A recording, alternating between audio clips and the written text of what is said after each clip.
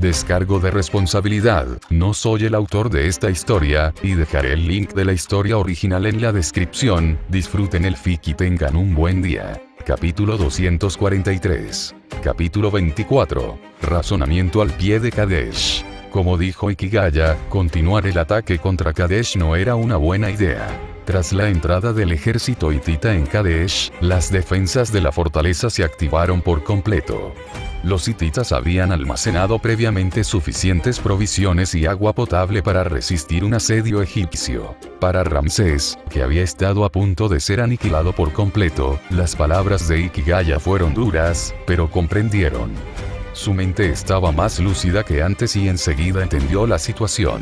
Por lo tanto, razonar y exponer hechos puede sonar moralmente edificante, pero a lo largo de la historia, la eficacia del razonamiento siempre ha dependido de la fuerza relativa entre el hablante y el oyente. Aquí, la fuerza no implica necesariamente un estatus social absoluto. Si Ikigaya hubiera sido simplemente un súbdito de Ramsés, y Ramsés hubiera recibido brevemente la protección de Set, ordenar ejecuciones mientras aún era impulsivo podría considerarse un acto de liderazgo benevolente. Así que el razonamiento en sí no era lo importante.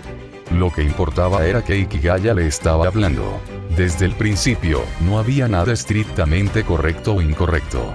Ramsés, hacía mucho tiempo, había dejado de considerar al muchacho que tenía delante como un simple ser humano. Decidió rápidamente convocar a Mu'tayyil para un enfrentamiento directo. Los egipcios lanzaron flechas con invitaciones en pergaminos hacia Kadesh. Las flechas fueron lanzadas por la mañana, y esa misma tarde, los hititas respondieron. Los hititas instalaron una gran tienda a las afueras de Kadesh. Allí, ninguno de los dos bandos se atrevía a atacar por sorpresa, a menos que algún intrigante legendario entre sus propias filas intentara aprovecharse y traicionar a su líder. Pero dado que Ramsés había venido acompañado de Ikigaya, y Mu'tayyil había traído consigo a su tío cercano, a Tusili, tal posibilidad era muy baja. Por acuerdo, cada bando trajo solo 50 guardias. Comparados con sus gobernantes, que eran algo más serenos, los guardias eran sencillos y directos. Pechos erguidos, manos en las armas, intercambiando miradas que gritaban: ¿qué miras? Te mataré. Dentro de la tienda, uno frente al otro, se encontraban dos tronos reales. Entre ellos había una mesa baja con copas y una pequeña jarra de agua fresca. Estos elementos estaban preparados para los dos monarcas más poderosos de la época y sus acompañantes autorizados. Una vez dentro, los dos gobernantes se sentaron y se miraron fijamente sin pestañear. Faraón de Egipto, eres formidable, dijo Mu'tayyil en primer lugar. Rey hitita, tu reputación también es grande entre las naciones, respondió Ramsés, mostrando la cortesía debida a un gobernante de otra gran potencia, a pesar de sus verdaderos sentimientos. Sin embargo, Mu'tayyil no estaba convencido. Siendo justos, estaba frustrado. Debería haber sido el vencedor. Ramsés, no necesitas adularme con hipocresía. Mu'tayyil lo interrumpió, preguntándole directamente: ¿qué ayuda divina recibiste para derrotarme? En ese momento, miró a Ikigaya, quien respondió con una mirada que decía: creo en ti. Esto dejó momentáneamente atónitos tanto a Tusili como a Mu'tayyil, el poderoso dúo de tío y sobrino. ¿De qué lado estaba este tipo? Tras reflexionar un poco, Mu'tayyil decidió dejar de lado la cuestión, al observar que Ramsés parecía disfrutar de la autoalabanza. Mi padre se manifestó como Set en la tierra. Set me ayudó. ¿De verdad? Se burló Mu'tayyil. ¡Qué extraordinario! Tal poder divino residiendo en un ser humano, algo sin precedentes. Este tipo se atrevió a afirmar que su padre era el dios de la guerra. ¡Qué descaro! Incluso el temperamento de Mu'tayyil estaba más tranquilo ahora. En el pasado, lo habría golpeado casi hasta matarlo. Mejor que tu uso de mentiras y engaños. ¿Acaso los egipcios nunca han utilizado tales tácticas? Sin ayuda sobrenatural, habrías perdido. Es cierto, pero gané. Ahora, ¿estás dispuesto a rendirte? Ramsés, eres verdaderamente audaz en tus palabras y en tus acciones. Tal como dicen las leyendas. Discurso: miles de personas han muerto a causa de la codicia de su país. Ahora no es momento para palabras vacías. Lo pregunto de nuevo, ¿están dispuestos a ceder? ¿Ceder? Kadesh sigue en nuestras manos. Se tomará tarde o temprano. Palabras audaces, entonces ven y tómalas. Evidentemente, ninguna de las partes pretendía realmente una negociación tranquila. Ambas mostraron indicios de que, si las palabras fallaban, llegarían a un verdadero duelo. En ese instante, una mano se posó sobre la mesa, entre las dos reglas. En un instante, la mesa y todo lo que había sobre ella quedaron reducidos a cenizas por las llamas. «Caballeros, cálmense», dijo Ikigaya, retirando la mano derecha y esbozando una media sonrisa hacia los dos reyes. «Creo que necesitan el apoyo mutuo». Muwatai miró fijamente la mano de Ikigaya, que antes estaba en llamas, y tragó saliva con dificultad. Durante la batalla, se habían mantenido distantes. Ahora, al verla de cerca, recordó cómo Ikigaya había anulado su propio poder divino con una sola mirada. «No actúes imprudentemente», dijo con rigidez. «Estoy protegido por el dios de la tormenta. Quien me haga daño morirá fulminado por él». Ikigaya rió para sus adentros. «Por la noche, tomé atusa. Planté hierba silvestre en las ruinas. Quien quiera que después se convierta en rey y establezca asentamientos allí, que el dios de la tormenta lo castigue». Ramsés parecía desconcertado. Muwatai y Atusili, en cambio, parecían avergonzados. Al ver la mirada inquisitiva de Ramsés, Ikigaya explicó. Estas palabras las pronunció Anita. Ramsés comprendió de repente y dirigió una mirada burlona a su oponente. Atusa no pertenecía originalmente a los hititas. Un rey hitita llamado Anita la conquistó, y esta declaración se dejó después de que saqueara e incendiara la ciudad. Los hititas posteriores ignoraron la maldición. Más de un siglo después de la conquista de Anita, el rey Atusili I reconstruyó la ciudad y la convirtió en la nueva capital. Nadie fue alcanzado por un rayo a pesar de la ira ancestral. En ese momento, la reiteración de Ikigaya hizo que la supuesta maldición del dios de la tormenta de Muwatai resultara impotente y cómica. Créeme, el poder del dios de la tormenta no impedirá que los asirios te acosen. Personalmente, te sugiero que llegues a un acuerdo rápidamente. No pierdas el tiempo con palabras vacías. Al oír el nombre asirios, tanto Muwatai como Atusili se pusieron serios. ¿Por qué negociar? Sencillo. Habían recibido informes de que los asirios estaban activos. Los hititas nunca subestimaron a este vecino. Aunque estaban emparentados étnicamente con Babilonia, los asirios se sentían muy diferentes, más como de la familia. Tras intercambiar una mirada, Muwatai apretó los dientes y dio un pisotón. Ramsés, vosotros, los egipcios, estáis lejos de vuestra patria, sin aliados aquí. Vuestros días se volverán más difíciles. Tenemos agua y provisiones de sobra, pero si estáis dispuestos a rendiros y retiraros a Egipto, podría considerar dejar que Egipto controle Canaán. Capítulo 25. La voz en las llamas de espinas.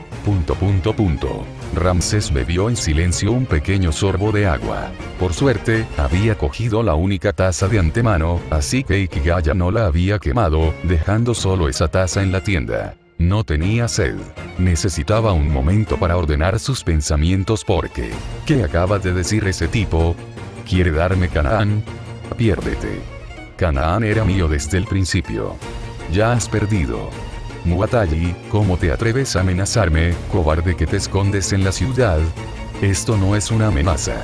Mi bando aún no ha desplegado todas sus fuerzas. Los refuerzos están en camino. ¿Y tú? Respondió Muwatai con seguridad. Tu victoria se basó enteramente en el poder divino. Nadie puede resistir semejante poder repetidamente. Si la lucha continúa, la victoria sin duda me pertenecerá a mí, los hititas. Tras decir esto, se le secó la boca. Instintivamente, buscó la taza, pero no la encontró. Al darse cuenta de que el agua se había ido con la mesa, dibujó un gran círculo en el aire con la mano, fingiendo arreglarse el pelo, y al ver la expresión de satisfacción de Ramsés, le propuso: sin embargo, nuestros pueblos han mantenido relaciones amistosas durante mucho tiempo. Su conducta me ha granjeado su respeto, por lo que elijo la amistad con ustedes, dispuesto a delimitar claramente las fronteras. Nuestro acuerdo quedará registrado y será conservado por ambas partes, dando testimonio de nuestra amistad por generaciones. En ese momento, miró a Ikigaya, pero su mirada era mucho más contenida que cuando miraba a Ramsés. Ya que conoces a los asirios, debes saber también que son un problema tanto para los hititas como para los egipcios. A Ikigaya le resultaba gracioso Muwatalli. El abuelo de este tipo se había aliado una vez con Asiria para atacar Mitanni. Sinceramente, Muwatalli tenía mucha más experiencia que Ramsés. De hecho, quería la paz, pero las negociaciones siempre son así. Ikigaya decidió echarles una mano porque quería volver a casa. Presentó un borrador del acuerdo que había preparado previamente. El tratado de las tablillas de plata entre Egipto y los hititas se haría famoso en generaciones posteriores. Ikigaya conocía bien su contenido. El único punto que no figuraba en la tablilla, y que los hititas y los egipcios debían discutir ahora, era la división de las esferas de influencia, algo fácil de resolver porque Ikigaya lo recordaba. Egipto controlaría Canaán y parte de lo que más tarde sería el sur de Siria. Los hititas controlarían la mayor parte de Siria y la ciudad fortificada de Kadesh. De hecho, Kadesh constituía la frontera entre sus territorios tras la guerra. Este fue el impacto de Ikigaya, el asesino de dioses, viajando a través del tiempo. Históricamente, esta negociación habría durado 16 años, hasta que los hititas se cansaran del acoso asirio y perdieran su alianza con Babilonia. En este mundo, ocurrió inmediatamente después de la batalla de Kadesh. Las dos naciones acordaron una paz permanente, apoyo mutuo y el regreso de los exiliados políticos. Para sellar el tratado, Ramsés se casaría con una princesa hitita. Así terminó el enfrentamiento entre Egipto y los hititas. Volvieron a ser aliados, una relación que, salvo imprevistos, duraría hasta el colapso del reino hitita. Posteriormente, Ramsés ordenó la retirada del ejército egipcio. La retirada no fue rápida. Duró incluso más que el avance. Ramsés perdió un tercio de sus fuerzas. La legión de Amón y la legión de Ra quedaron prácticamente aniquiladas. Los soldados restantes, en conjunto, no alcanzaban ni la mitad de una legión. Los mercenarios de Ramsés fueron los más efectivos, aunque, al igual que la legión de Ta, también sufrieron algunas bajas. Solo la legión de Seth llegó ilesa, tras la batalla de Kadesh. Ramsés tuvo que reorganizar sus legiones, dedicando un mes adicional a traer de vuelta a Tebas las 5 legiones dañadas. Tras su regreso, algunos soldados de la legión Ta se mostraron insatisfechos. Todos los prisioneros de guerra fueron ofrecidos al templo de Amón. Normalmente, a los soldados no les importaría, pero esta vez la legión Ta se apoderó por completo de los prisioneros, cuyos miembros no habían rezado a Amón antes de la expedición. Por supuesto, el faraón no se daría cuenta. Ofrecer cautivos a Amón era una tradición. Al templo de Amón tampoco le importaba. Para la dinastía 19, el sacerdocio era hereditario.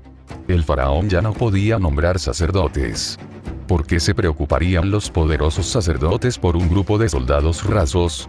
Imposible. Además, las reglas son las reglas. Sin la protección divina invocada por el templo, ¿habrían podido ganar esos patanes? Ridículo. Ikigaya observó estas actividades psicológicas, pero no tenía interés en inmiscuirse.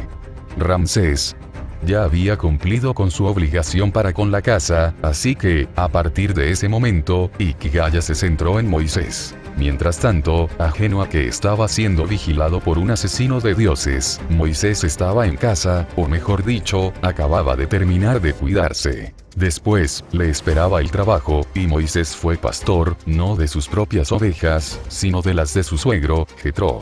Ese día, Moisés cuidaba el rebaño de Jetro. Inusualmente, sin darse cuenta, se alejó bastante. Cuando se dio cuenta, se encontró al pie del monte Oreb. E inmediatamente, sintió que algo andaba mal.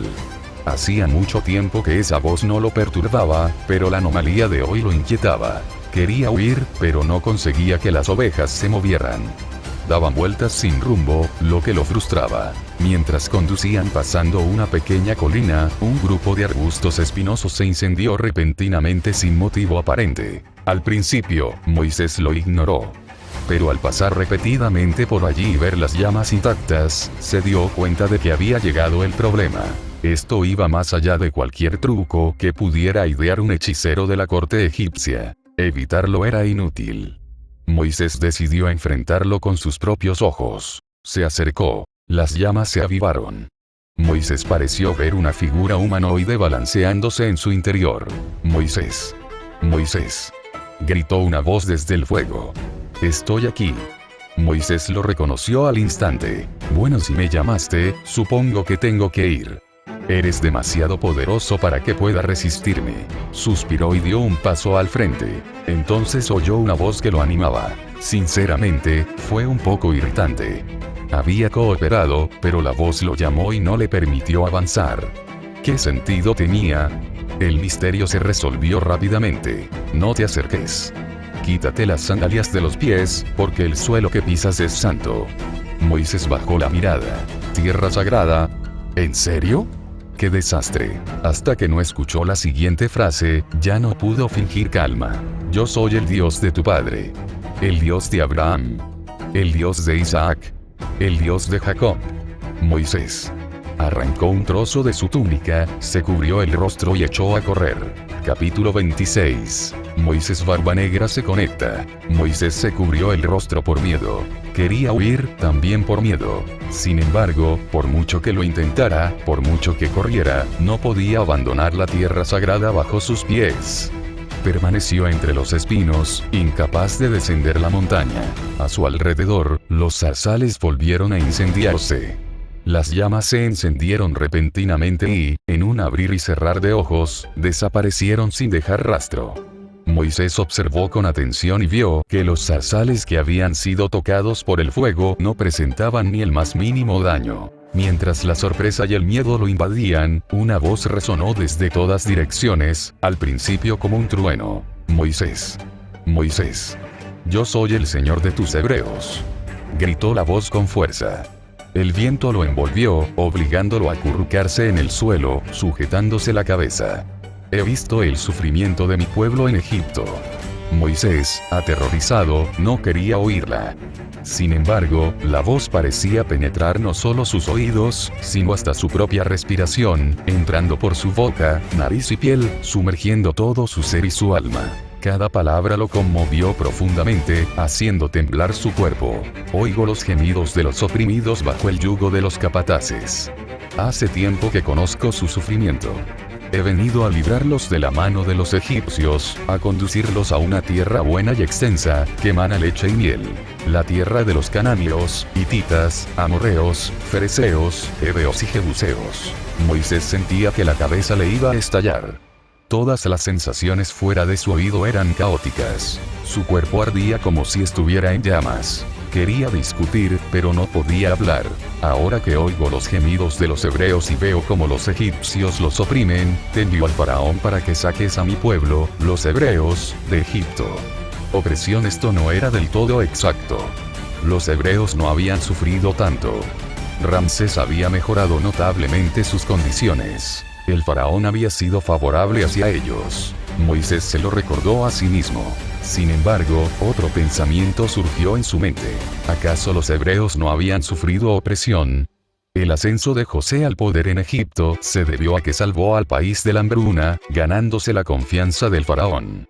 Las contribuciones de los hebreos les valieron privilegios.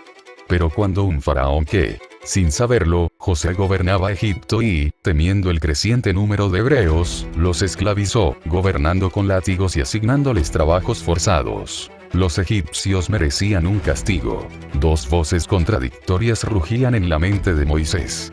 Sentía que, si continuaban así, seguramente moriría. Aunque no comprendía cómo estaba sucediendo todo aquello, conocía claramente la causa inmediata.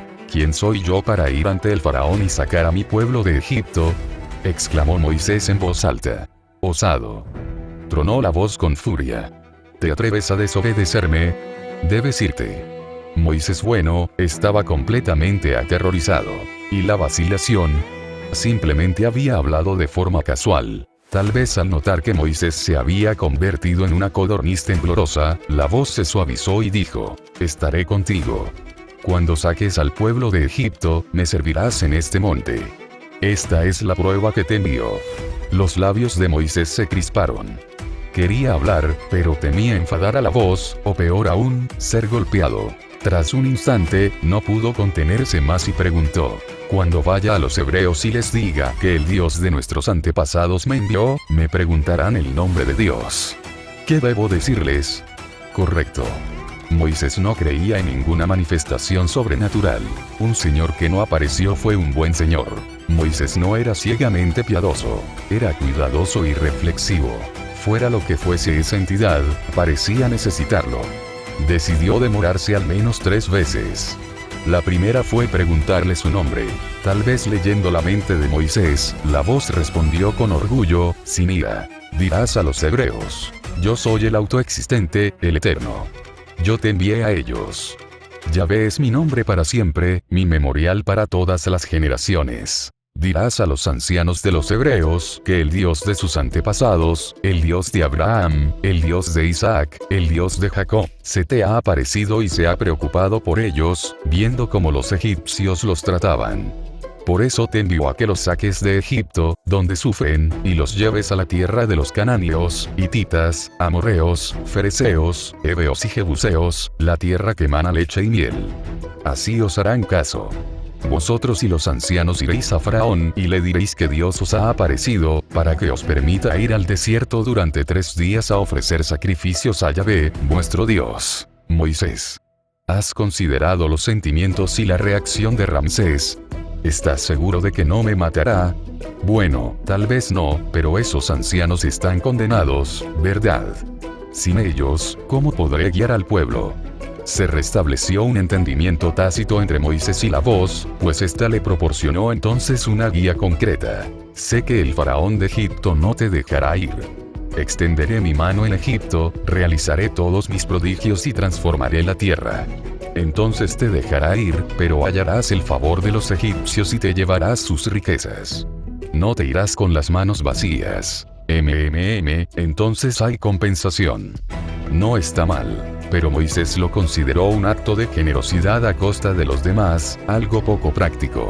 Aún así, no me creerán ni me escucharán. Dirán que Dios no se me ha aparecido. ¿Qué tienes en la mano? Moisés bajó la mirada. Su bastón, que había usado para su largo viaje. Un bastón, respondió con sinceridad. Tíralo al suelo. Moisés obedeció. Al tocar el suelo, el bastón se transformó en una serpiente venenosa, asustando a Moisés y haciéndolo retroceder. La voz le enseñó entonces cómo convertir la serpiente de nuevo en un bastón, sujetándola por la cola. A continuación, la voz le indicó a Moisés que metiera la mano en su manto. Al sacarla, vio que tenía lepra, blanca como la nieve. Al volver a meterla y sacarla, recuperó su color natural. La voz también le enseñó a convertir el agua en sangre en tierra seca. Finalmente, dijo: si no creen en la primera señal, creerán en la segunda. Si no creen en ninguna, vierte el agua del río en tierra seca para convertirla en sangre. Estos milagros son los poderes que te concedo. Moisés estuvo a punto de perder el control y se preparó para obedecer.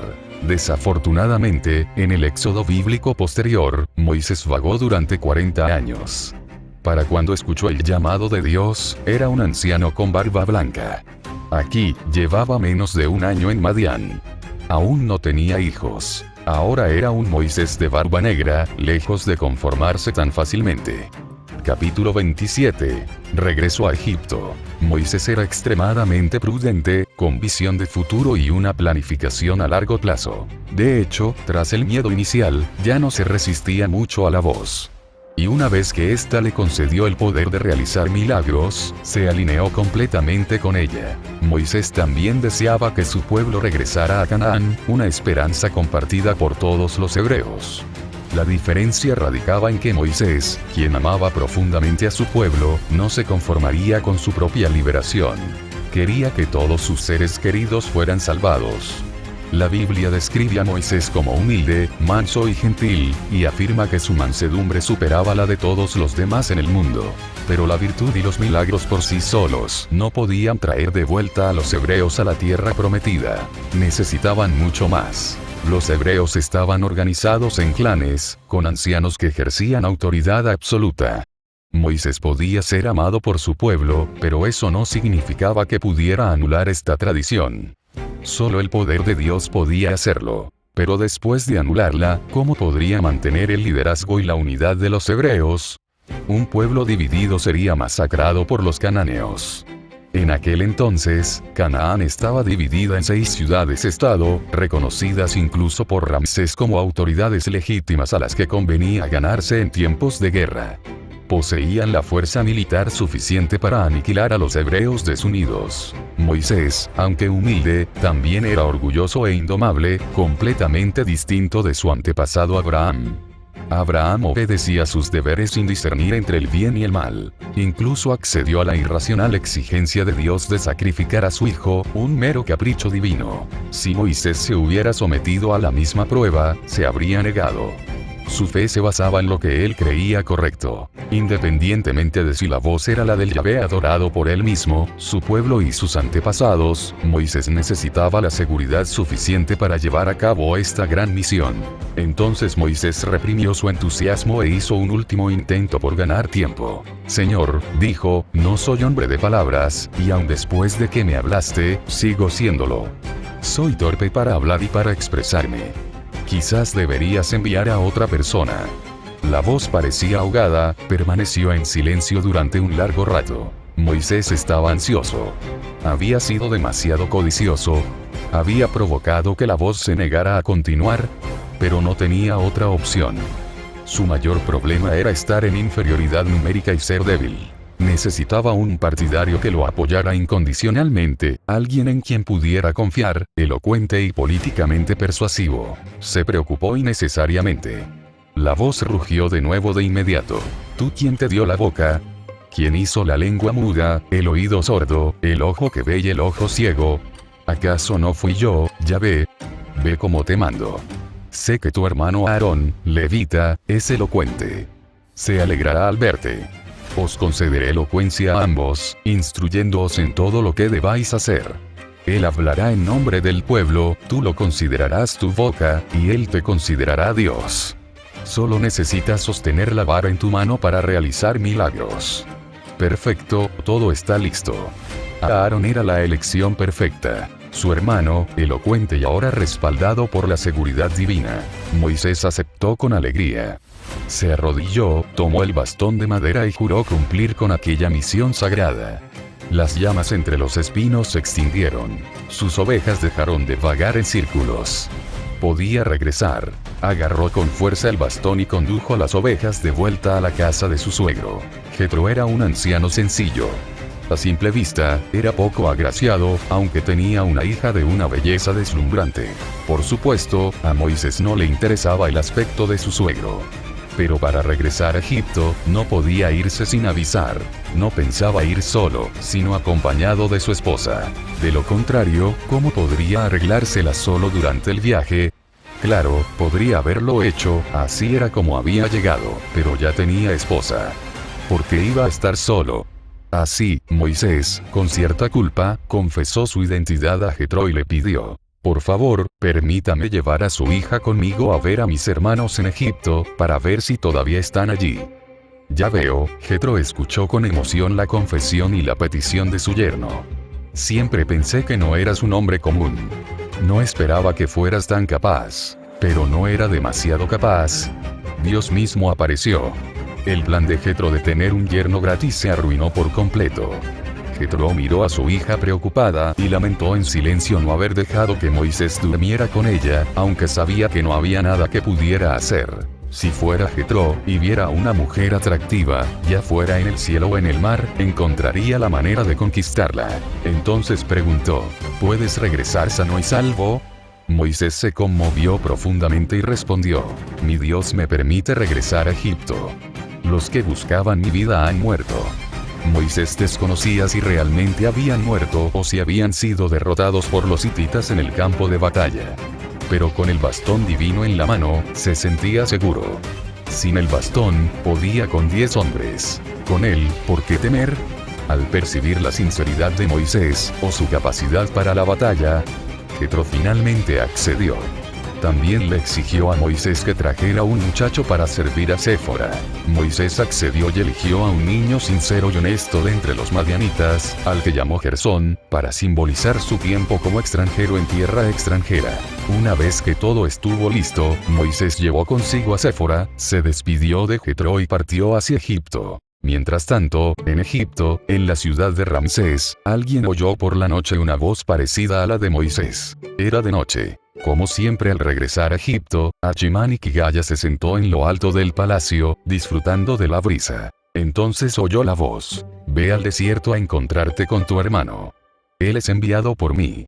Tú serás su portavoz y dirás al pueblo: he venido».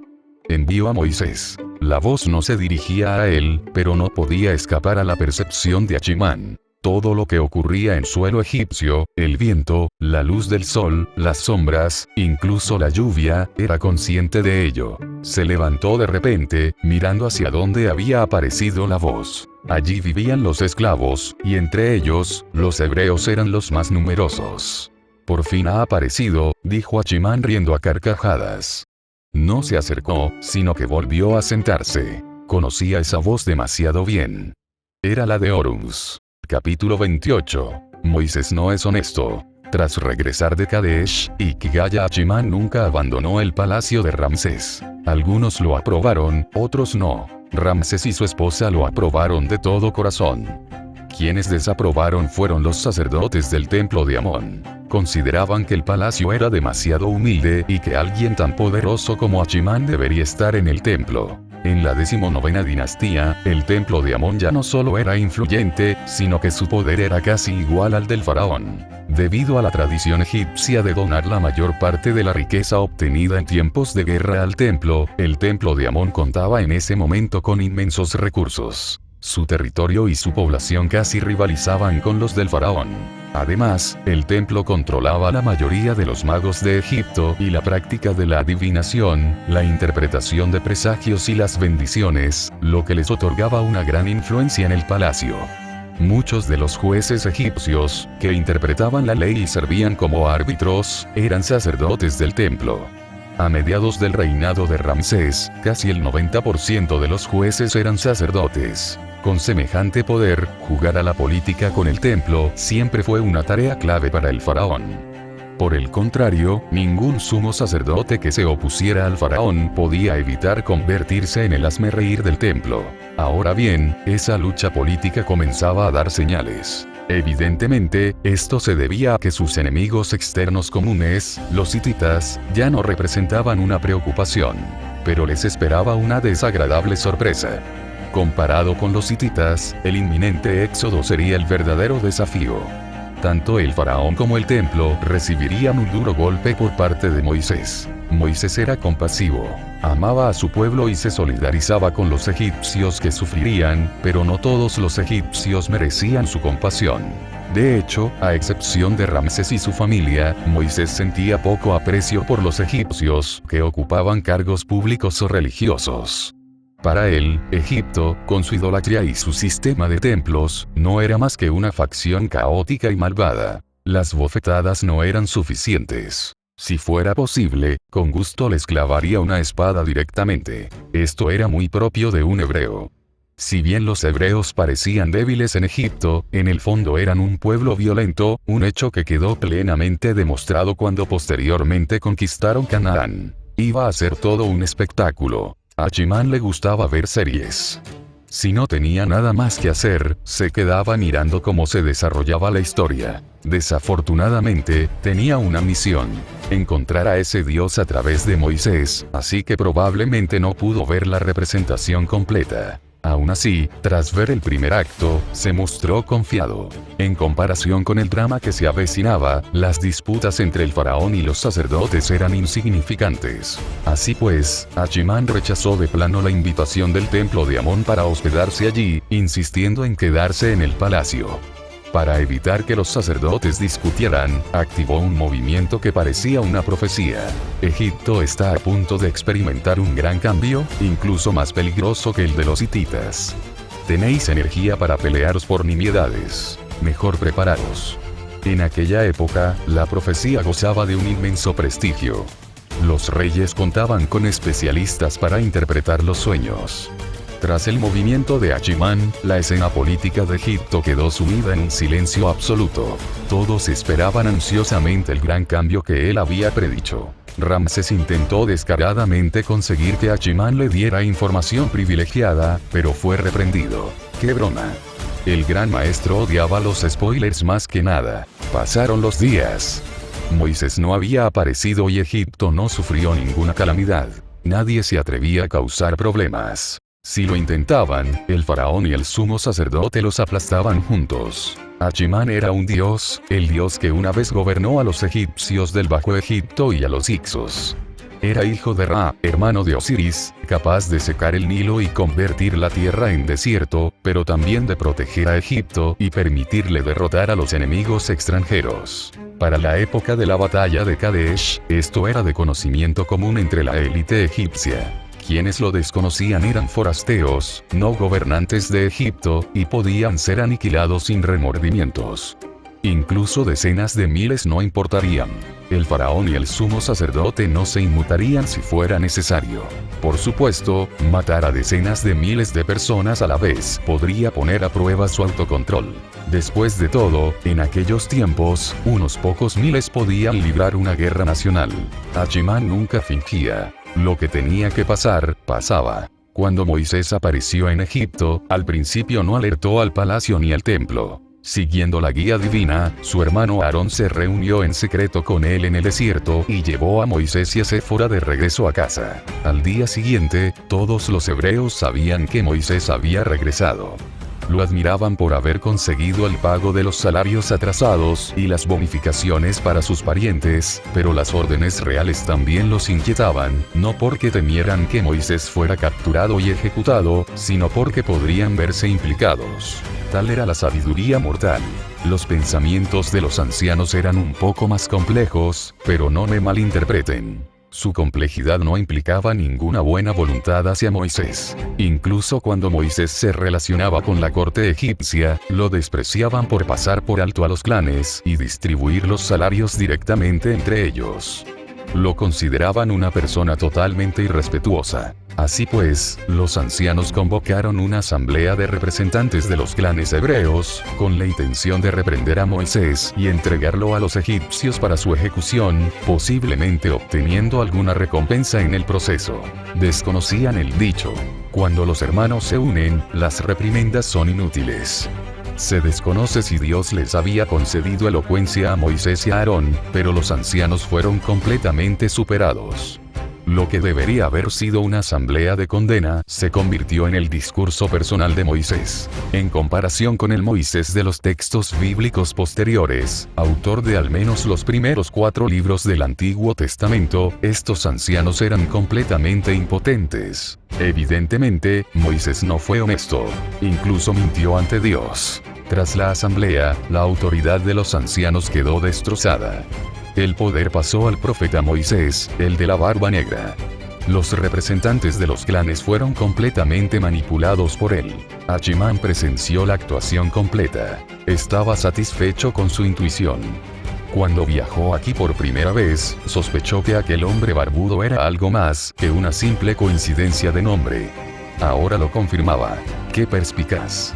A juzgar por su apariencia, pocos adivinarían que este hombre de barba tupida, al estilo de un berserker, era también un entusiasta de la literatura y un maestro de las frases ingeniosas e inspiradoras. Aprovechando la oportunidad, Moisés declaró de inmediato que llevaría a su hermano mayor a ver al faraón.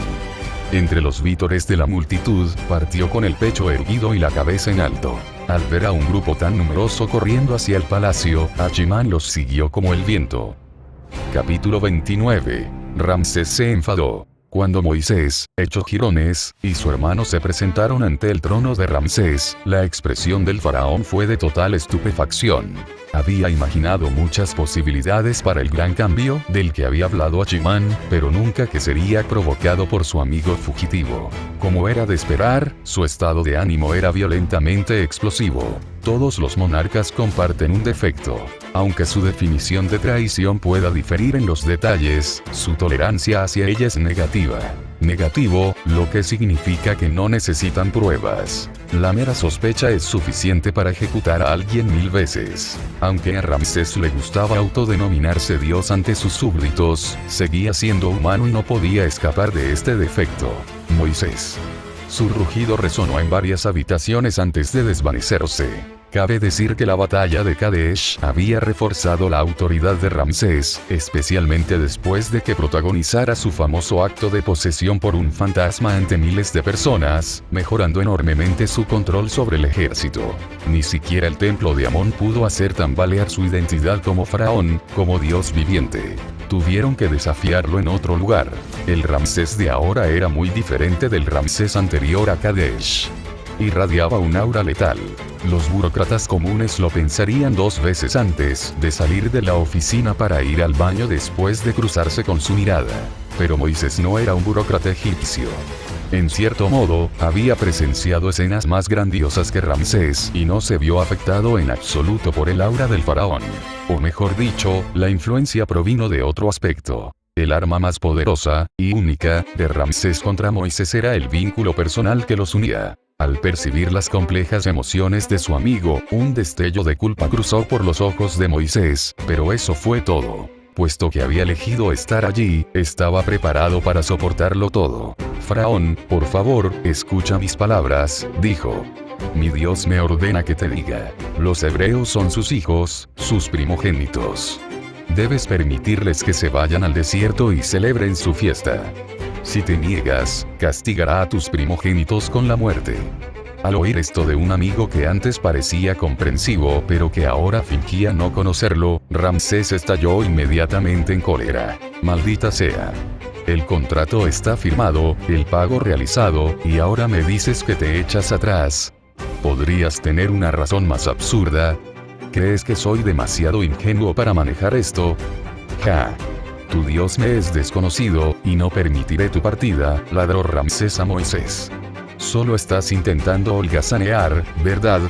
En ese instante, unas llamas se encendieron repentinamente alrededor de Ramsés. Moisés y Aarón quedaron atónitos, pero enseguida se percataron de que los egipcios presentes sonreían con entusiasmo y orgullo. A Moisés le resultaba familiar aquella escena. Las llamas pronto se extinguieron sin causar daños, pero una persona apareció junto al trono. Moisés lo reconoció, un extranjero con un nombre extraño al que había visto antes de la huida de Ramsés. Ramsés le había dicho repetidamente que esa persona venía del cielo. Moisés llegó a creer que esta persona era Dios, el Dios de los hebreos. Hasta que la zarza ardiente del monte Horeb cambió su perspectiva. Ahora comprendía por qué aquella persona le resultaba familiar. Esa persona portaba las mismas llamas divinas que el único Dios verdadero. Moisés, dijo a Chimán, emergiendo de las llamas con los ojos brillantes, resplandeciendo con una luz deslumbrante. Todos en Egipto, excepto el faraón, se inclinaron y saludaron, pero él los ignoró y miró a Moisés. Tu Dios seguramente tiene más cosas que decirte. ¿Por qué no las dices? Achimán decidió emerger de las llamas, una muestra de su travieso sentido del humor. Recordó que el Dios original había hecho lo mismo para asustar a Moisés casi hasta la muerte. Pero lo que Achimán hizo y dijo confirmó las sospechas de Moisés. En realidad, cada vez que la voz divina hablaba con Moisés, era una sesión privada. Ningún otro ser humano lo sabía. Entonces Moisés dijo respetuosamente, con mi hermano como testigo, Dios nos ha enseñado lo que se debe decir, y lo hemos dicho todo. Después, miró con picardía la expresión de Achimán repetidamente. Achimán no tenía ni idea de por qué Moisés se había vuelto tan obediente y a la vez tan juguetón. Simplemente estaba decepcionado. En el éxodo bíblico, la mayor parte consiste en diálogos. Aún así, las palabras divinas suelen ser repetitivas. Los detalles dejan amplio margen para la interpretación. Cada adaptación cinematográfica o televisiva del éxodo difiere en los detalles. Achimán había pensado que la voz le explicaría a Moisés todos los preparativos de una vez, permitiéndole seguirle la pista a todo, pero no importaba. Simplemente llevaría más tiempo. Y el tiempo no tenía ningún significado para él en esta época. Muy bien, entonces continúe sufriendo, dijo Achimán, acomodándose en una silla dorada que le trajo un asistente, y permaneció en silencio. Mientras él permanecía en silencio, Moisés entró en pánico. Oye, ¿No se suponía que nos íbamos a librar del sufrimiento? ¿Cuál es esta nueva trama? Moisés gritó. ¿Por qué? ¿Por qué mi pueblo tiene que seguir sufriendo? ¿Por qué? Preguntó Achimán, desconcertado.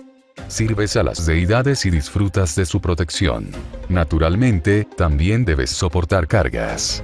De lo contrario, ¿cómo crees que los dioses llegan a ser adorados? Ellos también deben sufrir para convertirse en espíritus venerados del mundo. Consuélense en el sufrimiento, amigos. Esta es la historia fundamental de su pueblo en la Biblia. La razón pregúntenme, y yo preguntaré a quién. Sinceramente, en comparación con las dificultades que sufrieron posteriormente los hebreos, su vida actual en Egipto ya era buena. Tras dejar que Moisés gritara abajo, Achimán permaneció en silencio, incluso cerró los ojos como si fuera a dormir. Pero él permaneció en silencio. Ramsés estalló en cólera. ¿Oíste eso, Moisés? Tu pueblo sufrirá por tu culpa. Ahora tú y tu hermano pueden irse. El faraón hizo un gesto con la mano. Los guardias inmediatamente golpearon a Moisés y a Aarón en el estómago con el codo y los sacaron a rastras. Una vez que Moisés y Aarón desaparecieron, Ramsés hizo un gesto para que los demás se marcharan. La rabia y la crueldad se desvanecieron de su rostro, reemplazadas por la tristeza. Moisés, ¿cómo se llegó a esto? Debería ser diferente de su gente, creció conmigo, murmuró el faraón, Achimán. Su voz era tan fuerte. Achimán suspiró. ¿Acaso todos pensaban que era una enciclopedia andante de porqués? Aunque sea diferente, sigue siendo hebreo, no egipcio. Les recuerdo, la actitud de sus dos pueblos hacia Dios es completamente distinta. ¿Qué diferencia hay? Nosotros también servimos fielmente a los dioses. Los dioses. En el mundo hebreo no hay dioses, solo el único Señor verdadero.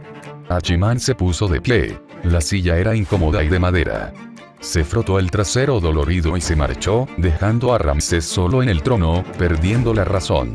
Capítulo 30. El rastro al descubierto. Ramsés era faraón, lo que significaba que los intereses familiares siempre tendrían prioridad sobre sus sentimientos personales. En esta época dominada por la esclavitud, los esclavos eran el poder, eran la base del gobierno real.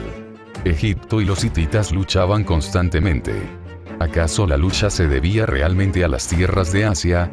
No, eso está muy lejos. Lo que querían eran esclavos. Durante años, cada vez que Egipto y los hititas se encontraban, siempre había conflicto, porque ambos veían a Asia como su fuente personal de esclavos. ¿Por qué Ramsés estaba dispuesto a mejorar la situación de los hebreos? Solo por Moisés. Falso. Porque cientos de miles de hebreos eran de su propiedad. Por un lado, una propiedad. Por el otro, un amigo traicionero. ¿A quién eliges? Ramsés era un hombre que nunca dejaba de enfadarse. Los hebreos querían irse. Entonces los haría sufrir. Esa misma noche, convocó a todos los supervisores y capataces. No les darás a los hebreos su ración habitual de paja para hacer ladrillos. Tendrán que recogerla ellos mismos. Sin embargo, la cantidad de ladrillos necesarios no se reducirá, ordenó el faraón. Estos hebreos no solo son perezosos, sino que también eluden el trabajo. Por lo tanto, haré que su labor sea insoportable. Si no cumplen con sus tareas, su salario se reducirá a la mitad. El repentino decreto de medianoche sorprendió tanto a los capataces como a los supervisores. La diferencia. Los supervisores sintieron que el mundo se les venía encima, mientras que los capataces estaban eufóricos. Anteriormente, Moisés, ese quejica incansable, los había hecho dudar a la hora de oprimir con demasiada dureza a los hebreos. No solo se quejaba, sino que a veces incluso se defendía. Ahora, al parecer, el faraón finalmente había comprendido la verdad. Estos hebreos eran rebeldes y necesitaban disciplina.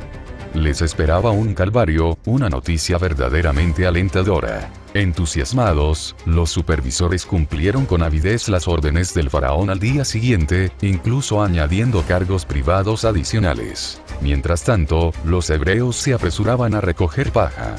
Aun siguiendo las normas del faraón, no lograron cumplir con la cuota de ladrillos. Esto provocó que muchos capataces se quejaran ante Moisés y Aarón. Muchos de ellos eran hebreos. Si los trabajadores no cumplían con las tareas del faraón, serían castigados, al igual que sus capataces. Nos has avergonzado delante del faraón y sus siervos. Es como si les hubieras dado el cuchillo para matarnos, le dijo uno a Moisés. Sin embargo, Moisés suspiró aliviado. Sabía que cuando Ramsés realmente quería que alguien muriera, no se molestaría con esas complicaciones. En realidad, Moisés no tenía ningún deseo de obedecer la voz divina, sembrando el caos intencionadamente en Egipto, no solo por un conflicto emocional, sino también porque Dios estaba presente. Tras su visita al palacio, Moisés se sintió completamente desconcertado. ¿Era este realmente su señor? Al contemplar la figura en el gran salón, se percibía que no mostraba ninguna compasión por el sufrimiento de los hebreos. No obstante, siguiendo las órdenes del Señor, debía ir al palacio a reunirse con Ramsés. Quizás debido a algún entendimiento tácito entre Ramsés y Moisés, cuando Moisés y Aarón llegaron a las puertas del palacio para solicitar una audiencia, se les informó que el faraón ya los estaba esperando. Bajo la vigilancia de los guardias, entraron en el mismo salón de antes. Moisés sintió nostalgia. Una vez, había estado aquí junto a Ramsés, ayudándolo a gobernar la nación. Ahora, tenía que enfrentarse a la oposición. No, según el plan del Señor, se convertirían en enemigos mortales. La voz aún resonaba en su mente. Endureceré el corazón del faraón y haré más señales y prodigios en Egipto. El faraón no me escuchará, así que extenderé mi mano para castigar a Egipto y sacar a mi pueblo, los hebreos, de esa tierra. Cuando castigue a Egipto y saque a los hebreos de entre ellos, los egipcios sabrán que yo soy Yahvé. Como si se tratara de forjar hierro, los sentimientos de Moisés por Ramsés se intensificaron, pero su corazón se volvió aún más firme. Finalmente volvió a ver a Ramsés, el gobernante al que una vez había servido con lealtad, su amigo íntimo. Pero aquel amigo ahora parecía completamente frío. Moisés sabía que el hombre que tenía delante era el gobernante del imperio egipcio, no su amigo. Sin embargo, ese hombre ya no está. Con un suspiro silencioso, Moisés se puso de pie ante Ramsés, mientras su hermano daba un paso al frente. «Faraón, deja que los hebreos abandonen tu tierra», dijo Aarón. «Sigue soñando». Se negó Ramsés con firmeza. «Si no te arrepientes, mataré a tus esposas e hijos y te haré trabajar sin descanso en las labores más duras». Aarón continuó. «Entonces permítanos realizar un prodigio en el salón». Sosteniendo el bastón de Moisés, lo sacudió y lo golpeó contra el suelo. En un instante, el bastón se dobló y se deslizó desde su mano, transformándose en una serpiente que se enroscó en el suelo, mostrando sus blancos y afilados colmillos al faraón. La corte egipcia se rió al ver la escena. «Moisés, esto es un milagro», rió Ramsés con frialdad. «Después de tantos años a mi lado, ¿crees que esto me impresiona? Cualquier hechicero egipcio puede hacer esto». Hizo un gesto y varios magos egipcios dieron un paso al frente. Agitaron sus varas y las arrojaron al suelo. Cada una se transformó en una larga serpiente. Moisés, sin embargo, negó con la cabeza. «Ramsés», dijo en voz baja, «libera a mi pueblo, o Egipto sufrirá de verdad». Antes de que terminara, el bastón convertido en serpiente devoró todas las serpientes de los magos. «Ridículo», exclamó Ramsés con un fuerte bufido, despidiendo a los magos y levantándose para marcharse. Al desaparecer de la puerta, Moisés y Aarón oyeron sus últimas palabras. «Los hebreos trabajarán para mí hasta la muerte». Al ver esto, no les quedó más remedio que marcharse. La situación era irreversible. Sin que ellos lo supieran, en las sombras del salón, Achimán sonrió con satisfacción. «Por fin te he atrapado». Salió de detrás de la sombra de Ramsés, sobresaltando a los sirvientes, y le puso un dedo en la frente al faraón. Un sonido ensordecedor resonó en el aire. Ramsés parecía aturdido, como si acabara de despertar, y luego su expresión se congeló. ¿Qué pasó? ¿Por qué estoy aquí? No, ¿por qué está Moisés aquí otra vez? ¿Y la serpiente? Solo el poder de una deidad herida, le aseguró Achimán, sosteniendo un manojo de llamas doradas. Pero aún no es suficiente. Cuando Moisés realice el próximo supuesto milagro, lo capturaremos. En efecto, desprendía el aura de Banri y Cariorus. El estado de Horus era definitivamente anormal. Ya no se trataba de una simple desalineación del lenguaje humano. Antes era sospecha. Ahora era certeza. Capítulo 31. El templo quiere presumir. Cualquiera que esté familiarizado con la historia del Éxodo conoce el papel del faraón egipcio. Según la Biblia, Dios primero endureció el corazón del faraón, negándose a dejar ir a los hebreos. Luego, a través de Moisés, envió las 10 plagas, culminando con la última, que aniquiló a toda una generación de egipcios. Sin embargo, cada vez que las calamidades disminuían, aunque fuera levemente, el corazón del faraón volvía a endurecerse. Sin algún tipo de intervención sobrenatural, esto es claramente imposible. Con una mentalidad meticulosa y siempre buscando la oportunidad, Hachiman había estado observando atentamente a Ramsés, y de hecho, descubrió el problema. No solo salvó al faraón, sino que también confirmó la identidad de este supuesto dios. Hay que admitir que Horus, al ser el dios de los hebreos, encaja sorprendentemente bien. En primer lugar, el sistema monoteísta de los hebreos estuvo fuertemente influenciado por la reforma egipcia de Atón. Esta efímera deidad egipcia se inspiró en gran medida en el dios solar Ra, y como dios supremo de la fusión en Egipto, los elementos de Ra conformaron la estructura esencial de la deidad.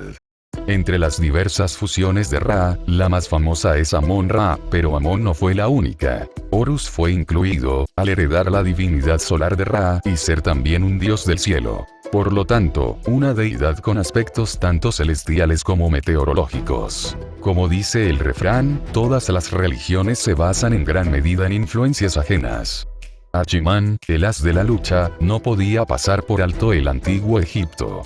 La mitología egipcia fue un blanco frecuente de plagio en sus inicios, y Horus, figura clave en la mitología egipcia, podía funcionar perfectamente como un dios al estilo hebreo. Esta versión solía manifestarse como una deidad solar. Las llamas doradas que Hachiman había extraído de la mente de Ramsés eran el poder de Horus, que aún conservaba vestigios del aura de Marilla y Kari. Quién sabe por qué este dios, haciéndose pasar por el dios hebreo, necesitaba traer a una niña, o como la arrebató de la mano de aquel mono, pero eso ya no importaba. Ramsés, cuyas absurdas construcciones habían sido destruidas por Hachiman, se enfureció al despertar y maldijo al dios de los hebreos, tildándolo de deidad maligna. Al observarlo, Hachiman se sintió avergonzado al revelar que en realidad se trataba del dios guardián real de Egipto, desempeñando un papel secundario. Pero eso no suponía ningún problema, ya que le permitía a Ramsés, muy convenientemente, sacar a la otra parte a la luz. El vínculo kármico de Hachiman con este dios era profundo.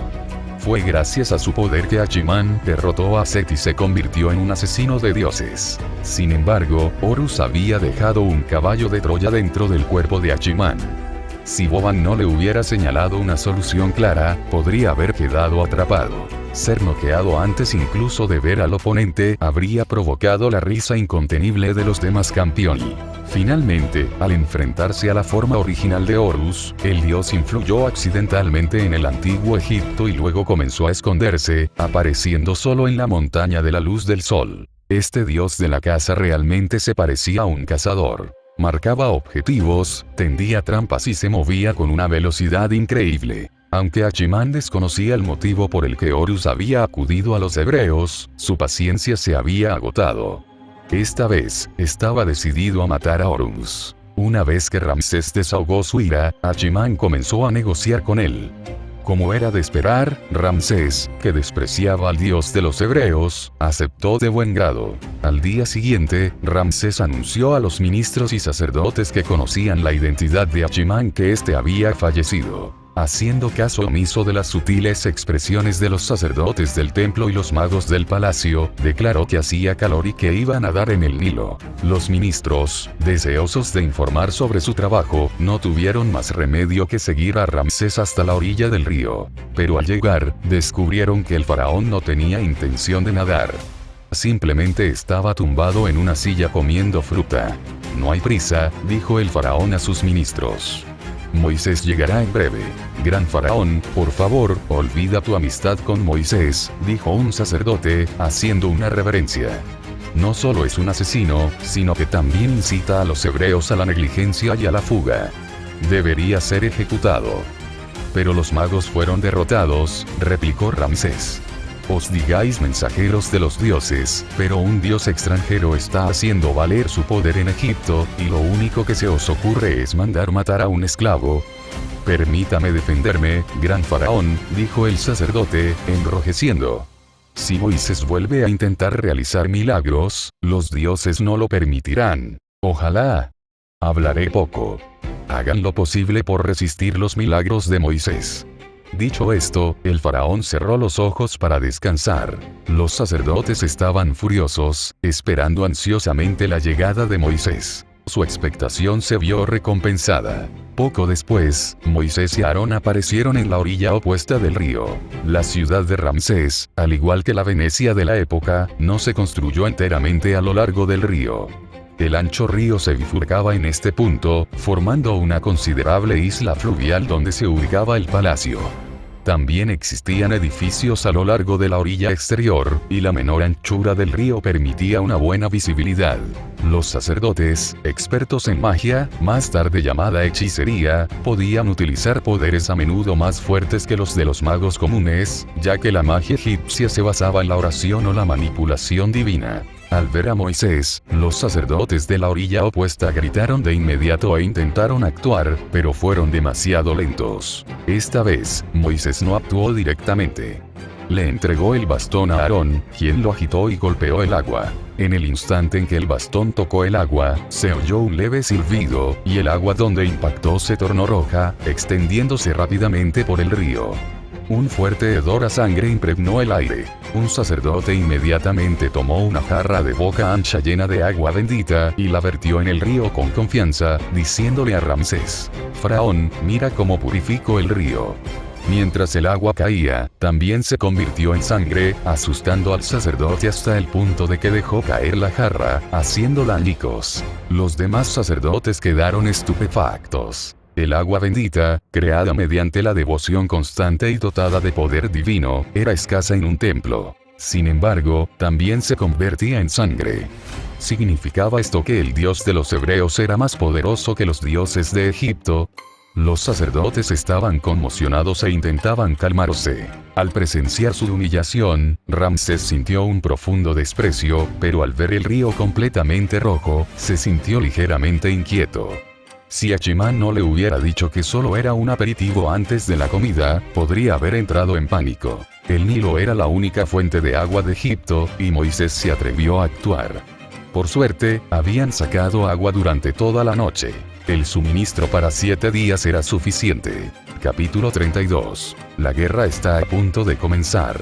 Esta vez, cuando Moisés realizó un milagro, tanto la magnitud como el efecto superaron con creces el incidente anterior en el gran salón con las serpientes. La última vez, simplemente había abofeteado a los magos del palacio, demostrando que no se debía jugar con él e impidiendo que nadie utilizara la magia en secreto para hacerle daño.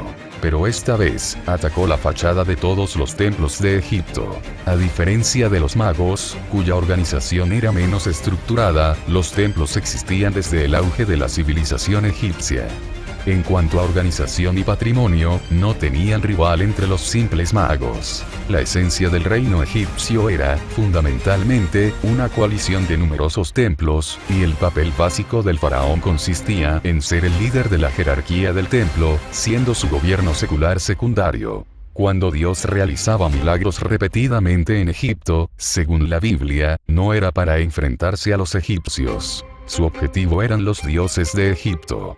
El poder de un dios solo podía manifestarse aplastando a otro, y los egipcios y los hebreos servían como peones. Durante 7 días enteros, toda el agua de Egipto se convirtió en sangre. Para cada templo de Egipto, esta semana fue un periodo de oscuridad.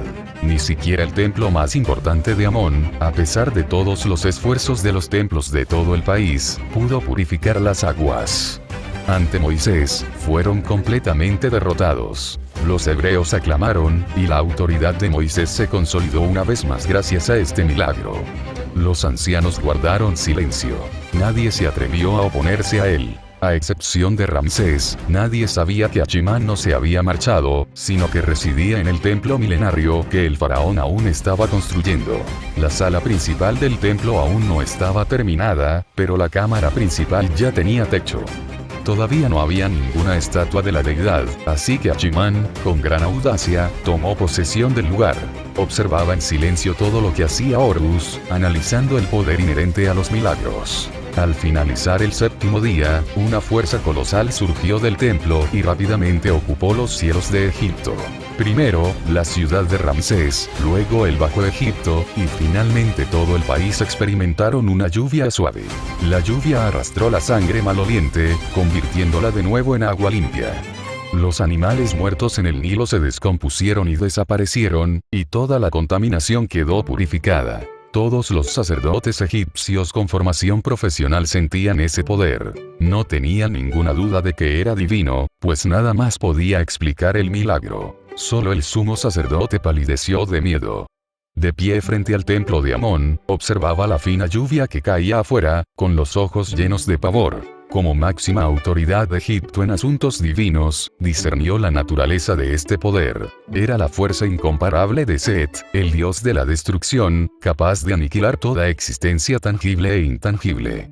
El poder maligno que durante tanto tiempo había envuelto a Egipto había sido completamente destruido. El sumo sacerdote jugaba sus años de integridad a aquel hombre Dios que descendió sobre Egipto no se había marchado. Todavía estaba en la ciudad de Ramsés. Todos sabían que ese dios hombre era Set. El poder destructivo que tenían ante sí era la prueba. No cabía duda. Había comenzado una guerra divina. El sumo sacerdote se sentía abatido. Quería mudarse de casa. En cambio, Ramsés parecía despreocupado. Al ver el Nilo visiblemente purificado, bailó de alegría. En su entusiasmo, al ver acercarse a una preocupada Nefertari, la abrazó de inmediato y se retiró a la alcoba para celebrar con alegría. Este es el poder de la vida. Egipto es una tierra amada por la vida. Amor mío, dame otro hijo. Después, le explicó a su esposa el motivo de su unión. Nefertari, complacida puesto que su marido se lo había pedido, naturalmente cooperó. Lo disfrutó. Después de que Ramsés terminara y se desplomara exhausto, Nefertari se estiró con gracia y luego sugirió: debemos dar gracias a los dioses. Ramsés, la construcción de nuestro templo debe acelerarse. Si no lo hubiera mencionado, no habría habido problema. Pero en cuanto lo hizo, Ramsés se molestó. Los obreros de la construcción se habían declarado en huelga recientemente. De hecho, a lo largo de la historia de Egipto, algunos faraones fueron derrocados por invasores extranjeros o se vieron abrumados por la construcción de templos, pero rara vez los esclavos se declararon en huelga. Si hubiera sido un debilucho como Akenatón, sería comprensible. Pero no lo era. Se había vuelto más fuerte. Estos hebreos eran absurdos. Incluso un faraón tan poderoso como él se atrevían a oponerse. Cuanto más pensaba Ramsés, más frustrado se sentía. ¿Por qué, siendo tan poderoso, no recibía el respeto que merece un hombre poderoso? Esta debe ser la verdad detrás de la visita de Set. El mundo estaba enfermo y necesitaba ser curado. Ramsés, ¿qué te pasa? Nefertari le dio un codazo al faraón después de esperar un rato. Ella estaba un poco insatisfecha. Normalmente, él duraba al menos 5 asaltos. ¿Ah? Oh, nada. Ramsés salió de su sangriento delirio y estrechó a su esposa contra sí.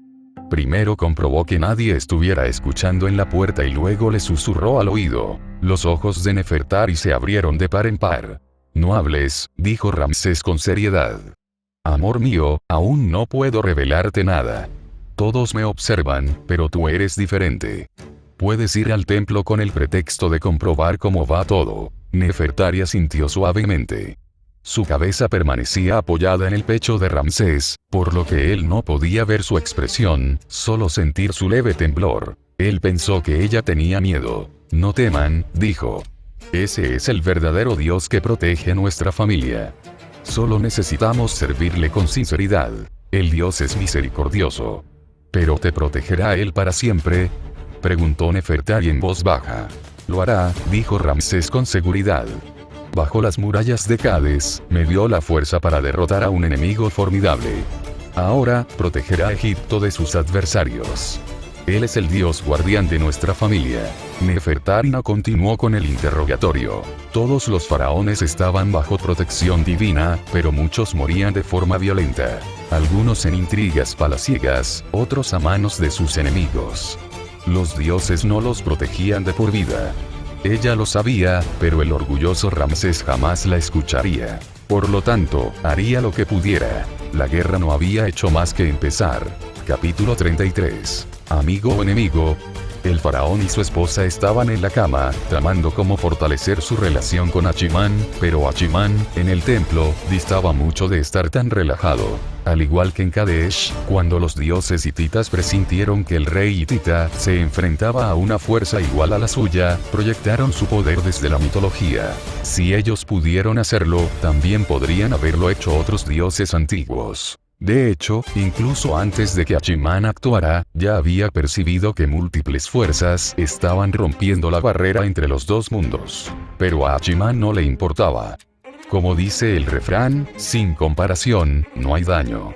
Horus, los otros cruces ilegales, lo habían superado con creces. Achimán solo había intervenido levemente en una guerra, algo insignificante para los dioses hititas, mientras que Horus había arrasado con todo. A los dioses no les importa la fe humana. Esta afirmación sigue siendo cierta incluso 3000 años después, porque las mitologías se han consolidado y entrelazado. Los dioses tienen innumerables avatares. Su existencia como espíritus eternos es absolutamente segura.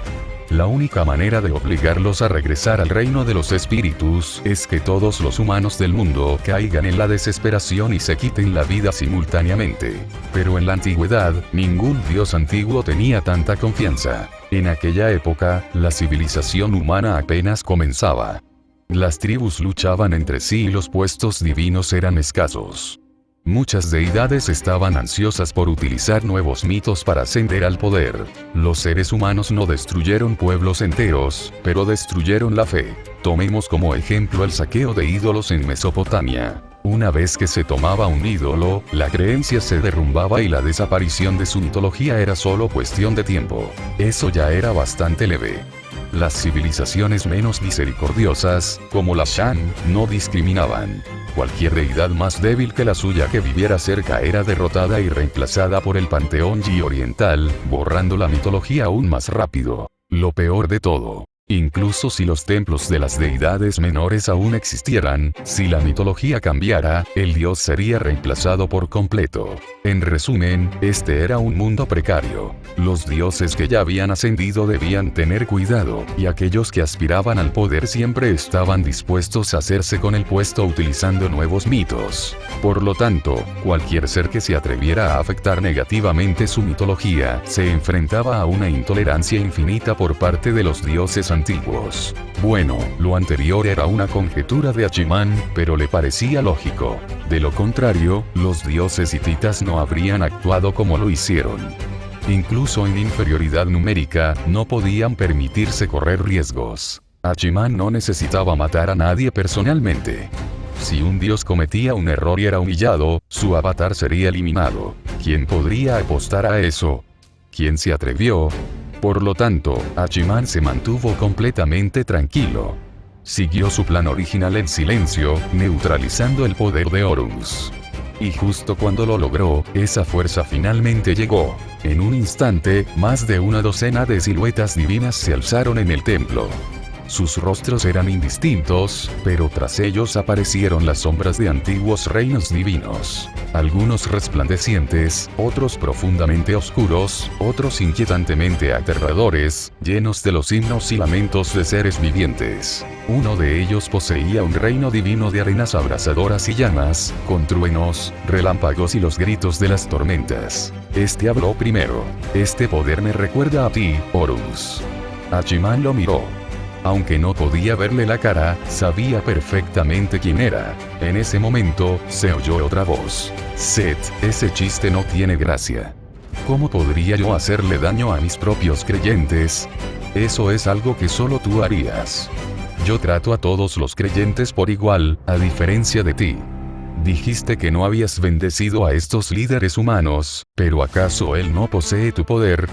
Ya lo dije, ese no era yo. ¿Quieres pelear conmigo otra vez? Quizás entonces dejes de ser uno de nosotros. La tensión entre estos dos dioses ancestrales se hizo cada vez mayor.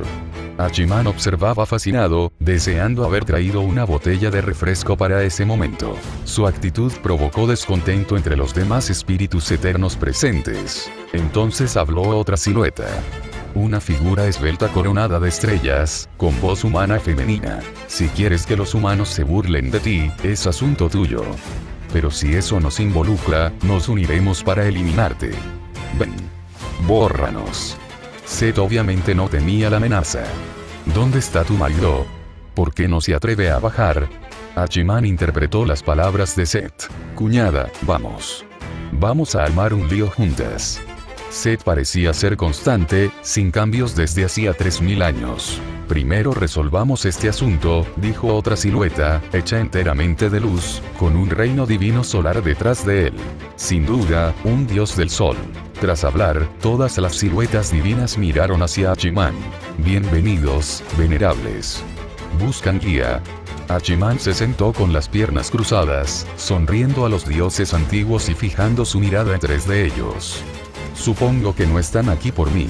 Sí, estamos aquí para otra ocasión, dijo el dios Sol, cuya forma no se distinguía con claridad. Incluso el Espíritu Santo, alterar el tiempo es peligroso. El tiempo es mucho más peligroso de lo que crees. No soy el Espíritu Santo. Soy humano, respondió Hachiman ambiguamente. Ya sabes quién es él, ¿verdad? ¿Te refieres a mi yo del futuro? Preguntó de repente Horus, del antiguo Egipto. Pero ese no soy yo. En tu época, ya no soy así. Jeje, eso no es seguro. La voz de Set provocó un torbellino en el salón. Si esa persona tiene éxito, pronto dejarás de ser un dios. Creo que está bien. Horus simplemente esbozó una risa siniestra ante la provocación. Pero en este tiempo humano, sigues siendo tú. ¿Por qué no dejar que él ocupe tu lugar? Jajaja, tengo todo el tiempo del mundo. Seguro que mi yo del futuro volverá a pelear con él. A Hachiman no le interesaba especialmente la relación de 3000 años entre Set y Horus, pero escuchó claramente las palabras de Horus. El Horus de hace 3000 años no era el mismo que el Horus de 3000 años después. ¿Hijo de Dios?, preguntó. Ese tampoco soy yo. Horus negó con calma la suposición de Hachiman, y luego se acercó a él. Incluido Set, todas las siluetas dieron un paso al frente. En un instante, los poderes de los dioses antiguos se abalanzaron sobre Hachiman desde todas direcciones. Sin embargo, él no sintió hostilidad, ni siquiera malicia. Espíritu Santo, te aliarás con nosotros. A cambio, podemos ayudar a anular los rituales de tu época. Lee por adelantado, 60 capítulos, apoyándome en wiñacofe.com/varietlocoffee.eduiting.